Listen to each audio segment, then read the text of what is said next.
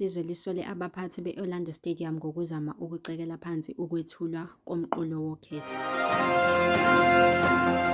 Inhloko yokhetho ye-MK Party kuzwelonke, uMmuzi Ntshingila, utshele iNewsroom Africa ukuthi abaphathi benkundla bavimbela iqembu namalungu alo ukuthi athathe izithombe futhi ahambe ngokukhululeka ngaphakathi kwenkundla. Lokhu kwenzeke ngesikhathi umengameli weqembu uJacob Zuma bekumele ethule inkulumo yosuku kubalandeli beqembu abangaphezulu kuka-30,000 enkundleni yezemidlalo. Abanye babo bahambe kusukela ezintatha zayizolo besuka kude nase-KZN bezoba eSoweto Stadium. UNtshingila uthe iqembu libhekene nezinselelo ezimbalwa ngaphambi kwenkulumo kaZuma. Asivunyelwe ukuthatha izithombe. Asivumelekile ukuhamba enkundleni futhi asivumelekile nokwenza inhlolo khona.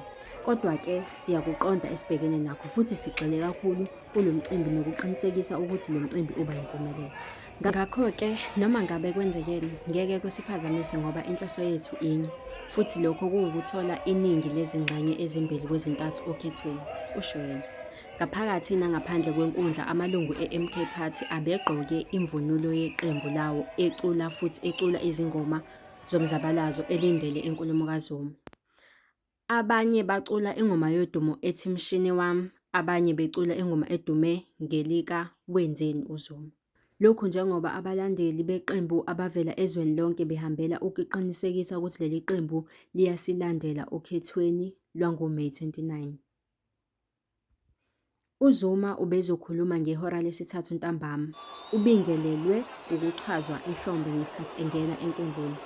UNtshingila, ophinde wakhuluma nabezindaba, uthe i-MK Party iyona kuphela engaba yisixazululo ekukhohlakaleni kwedolobha laseGoli. Wangeza ngokuthi ukwethula imanifesto yayo eSoweto ukuqinisekisa ukuthi ibuyisela leli dolobha endaweni yalo yakudala.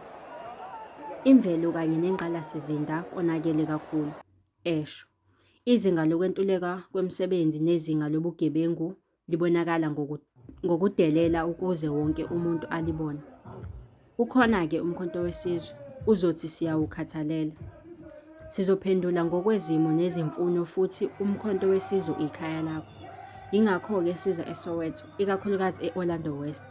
Yona inomlando obucayi ngomkhonto wesizwe oholela e-Orlando East kanye noDubu. Kodwa i-Orlando East iyikhaya lomkhonto, kusho uNtshingila. Ezangalesi sikhathi ubusfundelwa uSinothile wakwaMaphumulo kwiNkanyezi News.